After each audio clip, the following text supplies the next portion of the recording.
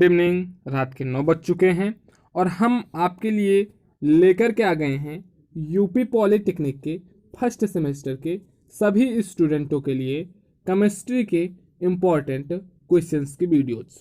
तो दोस्तों नमस्कार, आप देख रहे हैं अपना favourite YouTube channel Pandey ji technical. और दोस्तों मैं हूं आपके साथ आपका अपना दोस्त सौरभ ओझा। आज हम इस वीडियो में बात करेंगे केमिस्ट्री के अबाउट चैप्टर नंबर 2 ईंधन एवं स्नेहक फ्यूल्स एंड लुब्रिकेंट्स के अबाउट इम्पॉर्टेंट क्वेश्चंस के। ऐसे क्वेश्चंस को आज हम इस वीडियो में आपसे डिस्कस करने वाले हैं जो क्वेश्चन 2 या 3 बार क्वेश्चन पेपर्स में आ चुके हैं, मिनिमम 2 या 3 बार क्वेश्चन पेपर्स में आ चुके हैं और जिनके आने की संभावनाएं बनी रहती हैं, या फिर उन क्वेश्चनों की जो कि एग्जाम के दृष्टिकोण से बहुत ही महत्वपूर्ण हैं। तो फटाफट चैनल को सब्सक्राइब कर लीजिए, अपने दोस्तों को भी शेयर कर दीजिए ताकि आपके साथ साथ आपके दोस्तों को भी यह वीडियो से मिल सके। ठीक है, और हमें कमेंट्स करिए। देखिए, इसके पहले हमने आपको फिजिक्स की वीडियो से अवेलेबल करवाई है, केमिस्ट्री की भी वीडियो से अवेलेबल करवाई है। अगर आपने नहीं देखा तो आप चैनल के वीडियोज में चले जाइए, वहां से आपको लिंक मिल जाएगी, आप आसानी के साथ देख सकते हैं। ठीक है, तो आइए बात करते हैं आज के इस पॉइंट की, ईंधन एवं स्नेहक चैप्टर की। देखिए, ये जो चैप्टर है, चैप्टर नंबर 2 ईंधन एवं स्नेहक, ये वेरी इंपॉर्टेंट आप इसको कह सकते हैं, आप इसको मोस्ट इंपॉर्टेंट कह सकते हैं। अब इसका रीजन हम आपको बताते हैं। सबसे पहला इसका रीजन ये सुनिए, आप जब प्रैक्टिकल आपके होते हैं, ठीक है, आपके जब प्रैक्टिकल होंगे और प्रैक्टिकल में आपसे वाइवा लिया जाएगा, तब यह आप निश्चित रूप से एकदम बिल्कुल दिमाग में बैठा के इस चैप्टर का अध्ययन करिए कि जो वाइवा होगा, वाइवा में आपसे इसी चैप्टर से क्वेश्चन पुटअप किए जाते हैं। मैक्सिमम अगर 100% क्वेश्चन पूछे जाएंगे तो उसमें से 90% जो क्वेश्चन होंगे वो आपसे इसी चैप्टर से रहेगा। आपके ईंधन एवं स्नेहक वाले चैप्टर से ही आपसे क्वेश्चन पूछा जाएगा। तो ठीक है, एक बात यहाँ से यह आपको हो गई होगी क्लियर कि वाइवा के लिए मतलब प्रैक्टिकल के लिए ये चैप्टर इम्पॉर्टेंट है और इस चैप्टर से आपको वाइवा में मिलने वाले 20 नंबर मिल सकते हैं अगर आप इसकी अच्छी तैयारी करके जाते हैं तब। अब वाइवा के बाद बात आती है कि जो थ्योरी आपकी होता है, थ्योरी का पेपर होता है, उसके लिए उसके दृष्टिकोण से ये चैप्टर कितना इम्पोर्टेंट है। तो देखें, इस चैप्टर से आपको बिल्कुल निश्चित रूप से समझिए 50 में से कम 10 से 12 नंबर का क्वेश्चन आपका इसी चैप्टर से फंसने वाला है। 50 में से 10 से 12 नंबर का क्वेश्चन आपका इसी चैप्टर से फंसेगा।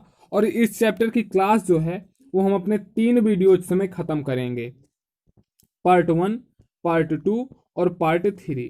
और अगर आप ये तीनों पार्ट देख लेते हैं, पार्ट 1, पार्ट 2, पार्ट 3, तो आप ये निश्चित रूप से समझ के चलिए कि आपका जो 10 से 12 नंबर का क्वेश्चन आएगा, आप इसको आसानी के साथ बिल्कुल चुटकियों में सॉल्व कर लेंगे। तो ठीक है, ये तो रहा कि आज के इस चैप्टर के अबाउट हमने कुछ डिस्कस किया।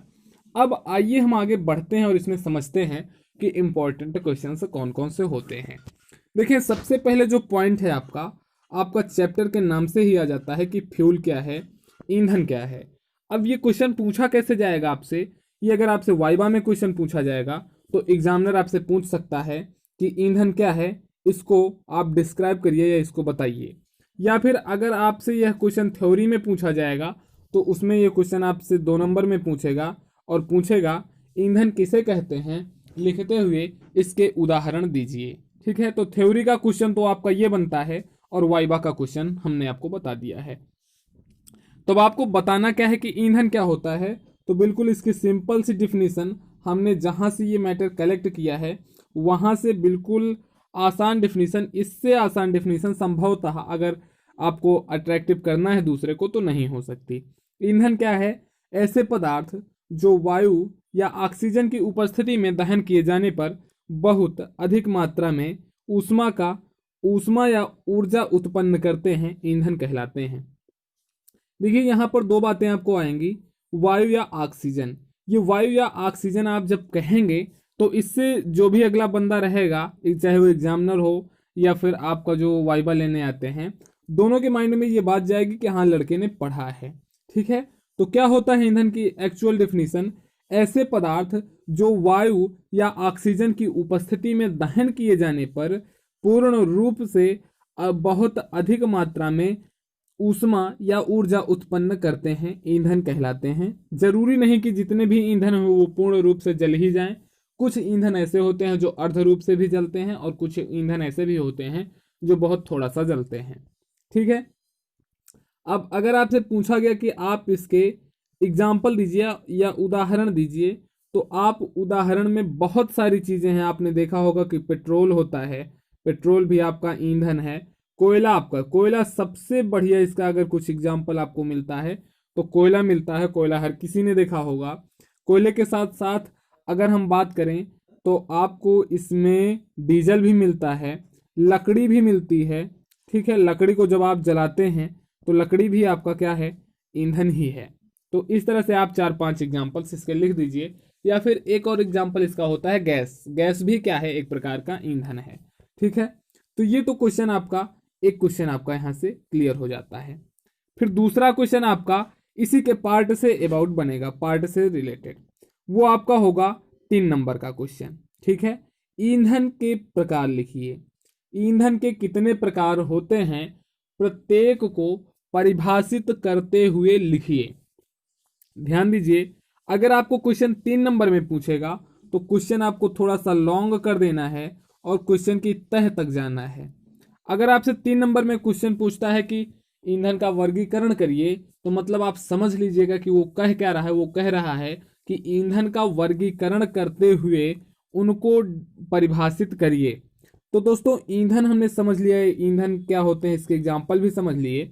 अब ईंधन के प्रकार, ईंधन को कितने भागों में क्लासिफाइड किया गया है या बांटा गया है, तो ईंधन को मुख्यतः 3 भागों में बांटा गया है।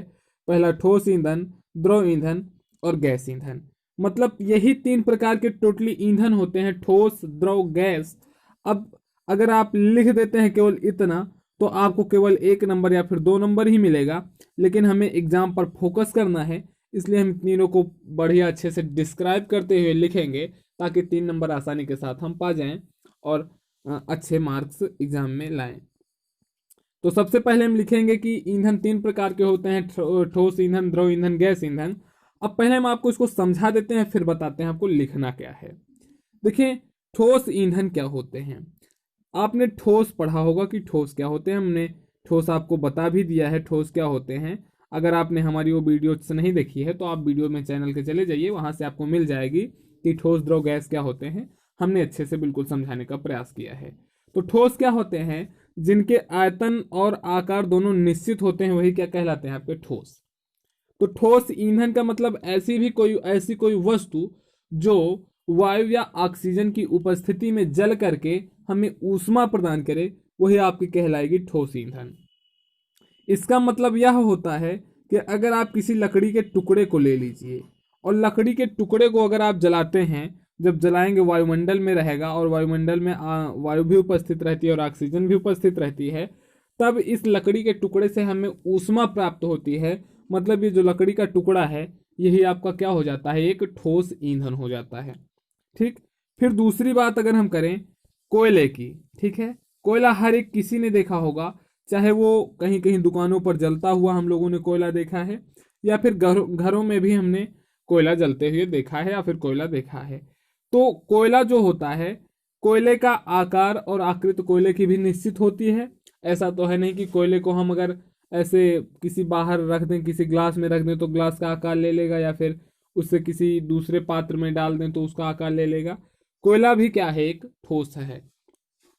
और जब हम कोयले को जलाते हैं, चाहे वो आप जलाएं उसको वायु की उपस्थिति में या फिर ऑक्सीजन की उपस्थिति में, वैसे जब हम किसी भी चीज को वायुमंडल में जलाते हैं तो वहां पर वायु और ऑक्सीजन दोनों अवेलेबल रहता है।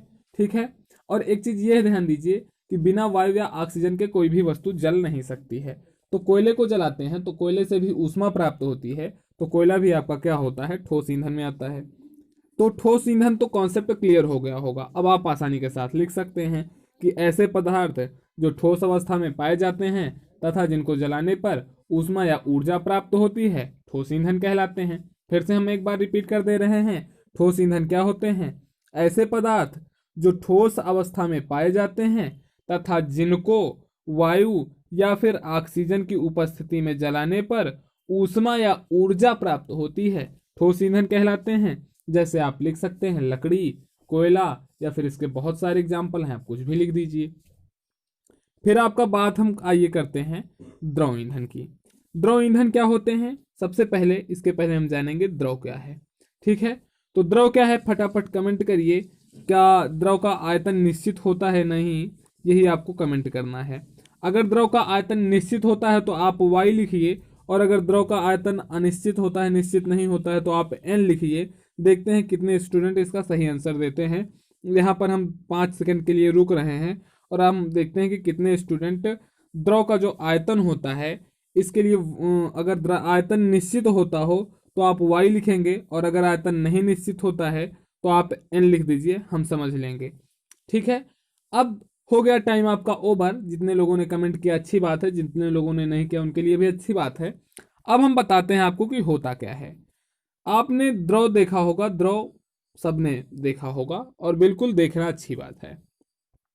हमने क्या देखा है, पानी देखा है। पानी तो भाई सबने देखा है, क्योंकि बिना पानी के तो जीवन संभव है नहीं, तो पानी तो सबने देखा है। पानी के अलावा हम सभी ने डीजल या फिर पेट्रोल भी देखा है। क्योंकि आज का मॉडर्न युग है, हम लोग टेक्निकल स्टूडेंट हैं, तो टेक्निकलिटी के हिसाब से भी अगर हम देखें तो हम लोगों ने सभी ने डीजल देखा होगा, डीजल को यूज भी किया होगा। तो डीजल या फिर जो होता है ऐसी चीजें, सबसे पहले द्रव की हम बात कर रहे हैं, तो ऐसा कोई पदार्थ जिसका आयतन आयतन तो निश्चित होता है मगर आकार नहीं निश्चित होता है। ऐसा कोई पदार्थ जिसका आयतन निश्चित होता है मगर आकार नहीं निश्चित होता है, आपका द्रव कहलाता है। कैसे, जैसे आपके पास अगर किसी एक बड़े पात्र में जल है तो आप यहाँ से जल का आयतन तो निकाल सकते हैं, मगर अगर आपको यह कह दिया जाए कि आप इसका आकार बताइए, तो अगर हम इसी द्रव को एक प्लेट में पलट दें तो इसकी आकार बदल जाएगी इस लिक्विड का। तब आप यह नहीं कह सकते हैं कि द्रव का आकार निश्चित है। मतलब क्या कहानी हुई कि द्रव्य पदार्थ होते हैं जिनके आयतन तो निश्चित होते हैं मगर आकार नहीं। ठीक है, अब द्रव के एग्जाम्पल्स क्या क्या होते हैं द्रव ईंधन के, ये आप समझिए। डीजल, डीजल क्या है, एक प्रकार का द्रव है डीजल। और डीजल को हम जब जलाते हैं वायु फिर या फिर ऑक्सीजन की उपस्थिति में, तो डीजल के जलने से हमें ऊष्मा प्राप्त होती है। मतलब डीजल आपका क्या हो जाता है, डीजल आपका एक प्रकार का द्रव ईंधन है। ठीक, फिर आपका आ जाता है गैस। तो गैस वे पदार्थ होते हैं जिनका ना तो आयतन निश्चित होता है और जिनका ना तो आकार निश्चित होता है। मतलब गैस वे होते हैं जिनका आयतन और आकार दोनों अनिश्चित होता है। तब हम द्रव ईंधन को क्या कहेंगे, ऐसे ईंधन जिनके ना तो आकार निश्चित हों और ना ही आयतन निश्चित हों, आपके कहलाएंगे गैसीय ईंधन। गैसीय ईंधन में आप एलपीजी लिख सकते हैं, या फिर आपको बहुत सारे एग्जाम्पल मिल जाएंगे, आप आसानी के साथ लिख सकते हैं। ठीक है, अब हम बात करते हैं, आपका यहाँ से 3 नंबर तो क्लियर हो जाता है। आज की इस वीडियो में हमने आपको 5 नंबर के इंपॉर्टेंट क्वेश्चंस बताए हैं। पहला क्वेश्चन 2 नंबर का, दूसरा क्वेश्चन 3 नंबर का। ठीक है, तो और एक चीज यह भी क्लियर कर दें कि इन दोनों क्वेश्चन में से एक क्वेश्चन आपका निश्चित रूप से फंसेगा। 2 नंबर आप इस वीडियो से निश्चित रूप से 100% क्लियर समझिए, और आपका 3 नंबर भी क्लियर हो सकता है। आप आसानी के साथ ठोस ईंधन को डिस्क्राइब कर सकते हैं, जो कि हमने आपको अच्छे से बता दिया है। द्रव ईंधन भी आप बता सकते हैं, गैस ईंधन भी बता सकते हैं। अब इसके बाद जो बात आती है वो आती है, किसी भी आदर्श ईंधन के गुण लिखिए। आदर्श ईंधन के गुण लिखिए, ये क्वेश्चन आपको 2 नंबर में मिल सकता है। किसी भी आदर्श ईंधन के गुण लिखिए, आप ध्यान दीजिए, ये क्वेश्चन आपको 2 नंबर में मिल सकता है। चूंकि ये क्वेश्चन 2018 में आया हुआ था, 2017 में भी आया है, और 2017 के पहले 2015 में यह क्वेश्चन आया हुआ है, तो इसलिए इंपॉर्टेंट है। इसकी थ्योरी आइए समझते हैं। तो अच्छे ईंधन भाई क्या होंगे, मान लीजिए आपके पास 1 लीटर डीजल है, और आपको 1 लीटर डीजल से जितनी भी मैक्सिमम इफिशियंसी प्राप्त हो जाए, उसकी दक्षता प्राप्त हो जाए या ऊष्मा प्राप्त हो जाए, आप जितना ज़्यादा प्राप्त कर लेंगे उतना ही अच्छा वह आपका ईंधन होगा। तो किसी भी ईंधन के लिए अच्छे, उसके अच्छे होने के लिए क्या क्या उसमें प्रॉपर्टीज होनी चाहिए। तो सबसे पहली जो प्रॉपर्टी आपकी होती है, एक अच्छे ईंधन की वायु या ऑक्सीजन के साथ रासायनिक क्रियाशीलता अधिक होनी चाहिए। अब रासायनिक क्रियाशीलता का क्या मतलब हुआ भाई, जब कोई भी, हमने पहले ही बताया कि कोई भी ईंधन वायु या ऑक्सीजन की उपस्थिति में जलता है तो यहाँ पर रासायनिक क्रियाशीलता का मतलब कि वो वायु और ऑक्सीजन के साथ आसानी के साथ अच्छे से जलने की प्रॉपर्टी रखता हो। दूसरा, ईंधन के दहन के पश्चात ईंधन अवशेष बहुत कम बचना चाहिए, ये दूसरी प्रॉपर्टी होती है। तीसरी प्रॉपर्टी, अब भैया दूसरी प्रॉपर्टी को कैसे समझ सकते हैं? मान लीजिए आपके पास कोयला है, आपने कोयला जला दिया, इससे बहुत सारा धुआं हो गया, आपके पास बहुत सारी राख बच गई, तो पर्यावरण भी प्रदूषित हुआ, आपके पास अवशेष भी अधिक बच गया, तो ये अच्छे ईंधन के गुण नहीं है। ठीक है। फिर तीसरा आपका आता है, शुरू में साधारण ताप पर ऑक्सीजन की गति धीमी होनी चाहिए तथा तापक्रम के बढ़ने के साथ साथ ऑक्सीजन अपेक्षाकृत बढ़ता जाना चाहिए। और चौथी प्रॉपर्टी आपकी आती है, ईंधन अधिक महंगा नहीं होना चाहिए।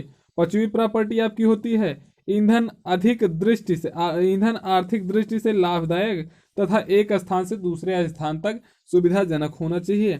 पांचवी प्रॉपर्टी को समझ लेते हैं। चौथी, मान लीजिए कोई भी ईंधन आपको बहुत सस्ता मिल रहा है, मगर अगर वह ईंधन आपके एरिया में अवेलेबल नहीं है तो वह आपके लिए एक अच्छा ईंधन नहीं है। तो अच्छा ईंधन वह होगा जो आर्थिक दृष्टिकोण से आपके बजट में हो और आसानी के साथ आपको मिल भी जाए। ऐसा ईंधन अच्छा माना जाता है जिसका ऊष्मीय मान अधिक होता है तथा ज्वलन ताप कम हो। अब यहाँ पर दो चीजें नई आई हैं, ऊष्मीय मान और ज्वलन ताप। ये इंपॉर्टेंट है, ये आपसे यहाँ से क्वेश्चन 2 नंबर के बनते हैं। इसके अबाउट हम अपने अगले वीडियो में डिस्कस करेंगे। ठीक है, तो आज के वीडियो में बस इतना ही। अगले वीडियो में हम ऊष्मीय मान और आपका जो एक और तापीय मान बन रहा है, ठीक है, ज्वलन ताप, ऊष्मीय मान और ज्वलन ताप के अबाउट हम अपने अगले वीडियो में डिस्कस करेंगे, आपको समझाएंगे, बताएंगे। और इसी के साथ साथ ऑक्टेन नंबर भी हम अपने अगले वीडियो में आपको बताने वाले हैं। तो तब तक के लिए दोस्तों नमस्कार। उम्मीद है आज का वीडियो पसंद आया होगा। अगले वीडियो का निश्चित रूप से इंतजार करिए। जय हिंद, जय भारत।